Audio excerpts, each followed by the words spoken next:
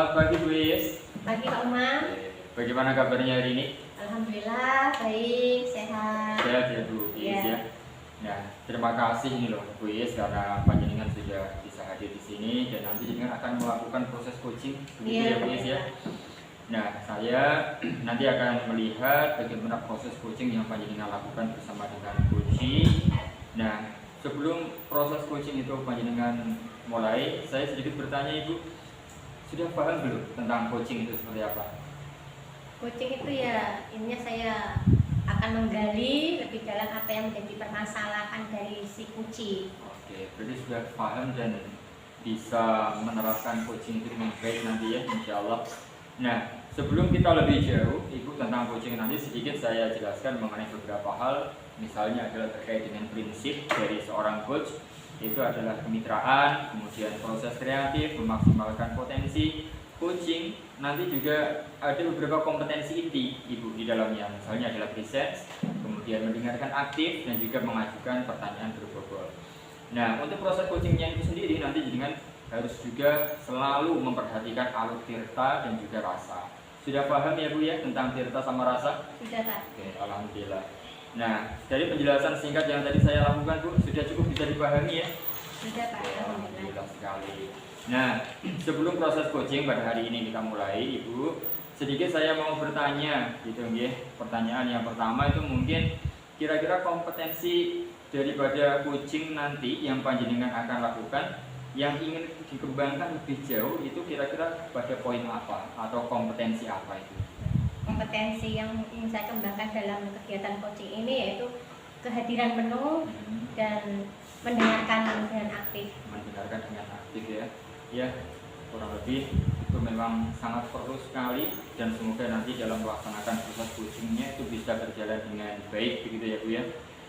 Baik, untuk selanjutnya langsung saja nih untuk kita lakukan proses coaching pada hari ini dan semoga sukses Ibu dalam melaksanakan proses coaching ini. Selamat dan juga semangat dalam melaksanakan proses coaching ini. Terima kasih Pak. Gimana? Bu Iis. Selamat datang Bu Lina. Lemes Bu Iis. Ada apa Bu Lina? Iya Bu. Susah saya ini Bu. Apa sih yang membuat Ibu susah? Ya susah ya sama Ibu. Soalnya sidik. Ya. Tahun ini sekolahan kami ini termasuk mendapatkan murid yang lebih banyak dari tahun kemarin. Tapi susahnya tahun ini kami dapat 3 anak ABK Bu. Anak-anak istimewa yang punya ciri khas masing-masing. Nah, ketika anak ABK itu yang pertama dia Down syndrome Bu dan susah untuk didekati, hanya mau bersama orang tua. Yang kedua, nah tadi hiperaktif luar biasa Bu dan kadangkala masih suka nakali temannya. Dan yang ketiga ada sedikit cacat, terus juga Down syndrome, sehingga ketika dia pelajaran dan lelah dia langsung tidur kayak ngangkat kedua kakinya gitu, tegang-tegang itu. Jadi dari kedatangan Ibu ke sini apa tujuan Ibu sebenarnya? Saya pengen mengungkapkan perasaan saya, juga rasa capek saya dengan Bu Iis, sehingga nanti saya bisa lega itu Bu. Terus kesempatan apa yang Ibu miliki sekarang? Ya, saya ini menjadi guru khusus untuk menangani anak-anak ABK tersebut. Padahal saya tidak punya kompetensi, tidak punya kemampuan secara khusus untuk bisa menangani anak-anak tersebut. Dan apa yang menjadi kekuatan Ibu dalam mencapai tujuan tersebut? Ya, saya memiliki kekuatan, saya mudah diterima oleh anak-anak. Mereka seringkali senang ketika saya ajak bermain, terus mereka sering memeluk saya dan merasa nyaman ketika berada di sekitar saya. Mungkin itu yang menjadi kekuatan saya ketika bersama dengan anak-anak. Apa yang menjadi kendala Ibu dalam menghadapi tujuan tersebut dalam apa mengatasi masalah itu tadi dan solusinya? Kendala saya Bu, saya ini bukan orang yang ahli menangani kasus anak berkebutuhan khusus, anak-anak istimewa. Saya tidak punya kemampuan sama sekali untuk di situ. Saya hanya mengandalkan pendekatan yang menjadi kekuatan saya hanya mengandalkan pendekatan personal kepada anak-anak sehingga mereka bisa merasa nyaman, merasa enak berada dekat dengan saya, belajar dengan saya. Itu Bu. Jadi apa yang menjadi rencana Ibu dan strategi yang akan Ibu lakukan dalam mencapai tujuan tadi? Rencana saya ke depan untuk mencapai tujuan saya, yang pertama saya akan meningkatkan kompetensi diri saya Bu, dengan cara saya akan belajar melalui YouTube, juga melihat di Google Chrome, tip-tip mengajar anak-anak berkebutuhan khusus. Saya juga akan mungkin mencari referensi-referensi dari teman-teman yang memiliki sekolah-sekolah inklusif Bu. Saya akan studi banding ke sana dan melihat bagaimana mereka mengajar anak-anak yang berkebutuhan khusus, sehingga ketika mereka anak-anak berkebutuhan khusus itu belajar di sekolah kami, mereka juga tidak merasa disendirikan tapi juga diterima bersama-sama. Ya. Jadi apa yang menjadi ukuran keberhasilan rencana yang Ibu lakukan? Ukuran saya ketika nanti mencapai tujuan itu dan dikatakan berhasil ketika semua guru termasuk saya bisa menangani anak ABK tersebut. Apakah Ibu membutuhkan dukungan dari pihak sekolah? Iya, sangat sekali Bu. Saya sangat membutuhkan dukungan dari semua rekan sejawat, dari kepala sekolah, bahkan mungkin dari dinas pendidikan Bu. Karena untuk menangani anak ABK ini diperlukan perlengkapan fasilitas khusus ya Bu ya, untuk mereka yang tidak sama dengan anak-anak yang biasa. Terus apa yang menjadi komitmen Ibu dalam rencana aksinya?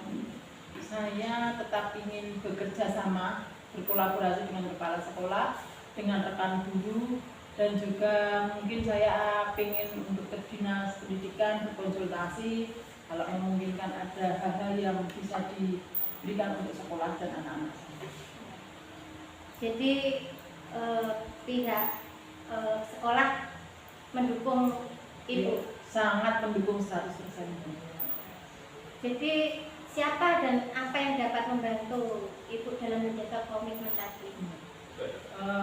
Yang dapat membantu saya menjaga komitmen yang pertama adalah diri sendiri Bu. Yang kedua adalah seluruh stakeholder yang ada di sekolah, guru-guru, rekan sejawat, kepala sekolah, itu yang bisa membantu saya itu. Jadi untuk tindak lanjut dari sesi percakapan kita ini tadi apa Bu? Saya ingin meningkatkan kompetensi yang ada di dalam diri saya dengan usaha maksimal yang bisa saya lakukan. Bisa berikan contoh apa kompetensi yang harus ditingkatkan? Saya ingin mengetahui proses pembelajaran anak ABK dan tahap-tahap untuk anak ABK, apa yang diberikan di kelas 1, di kelas 2 sampai di kelas 6 nanti pada akhir. Ya, tadi sudah Ibu disampaikan kepada saya, kira-kira kapan akan Ibu laksanakan? Saya sudah mulai melaksanakan beberapa waktu lalu, cuman memang masih ada kendala-kendala dengan waktu dan juga pengetahuan saya. Mungkin setelah ini saya ingin meningkatkan kembali. Tentunya dalam pengembangan diri tadi mengatasi anak ABK itu seperti apa itu? Ya, saya akan berkonsultasi dengan kepala sekolah, dengan rekan-rekan sejawat, dan terus mengadakan pendekatan dengan anak-anak kita secara pribadi dan langsung. Ya, terima kasih Bu Lina. Ya. Saya senang sekali Bu Lina sudah mau berbagi cerita dengan saya mengenai masalah yang sedang dihadapi Bu Lina.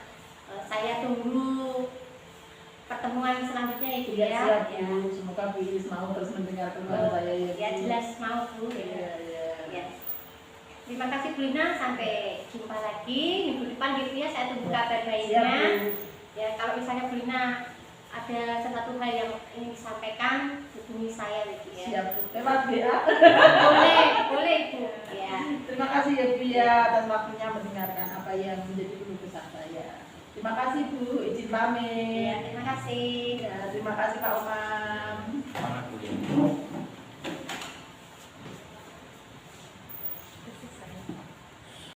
Alhamdulillah Bu Is ya, Iya, tadi Pak. sudah melaksanakan proses coaching dan kalau saya amati tadi sudah berjalan dengan baik gitu ya. Iya. Gimana perasaannya Bu Is? Rasanya senang Pak karena saya sudah diberi kepercayaan dari Bu Lina.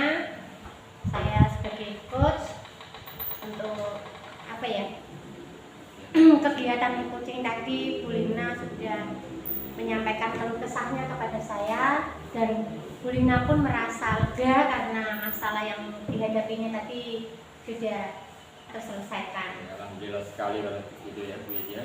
Nah dari praktek coaching tadi, dari coaching yang jenengan sudah lakukan, keterampilan coaching apa yang sudah panjenengan merasa sudah kuasai betul gitu ya terkait dengan keterampilan tersebut di coaching itu.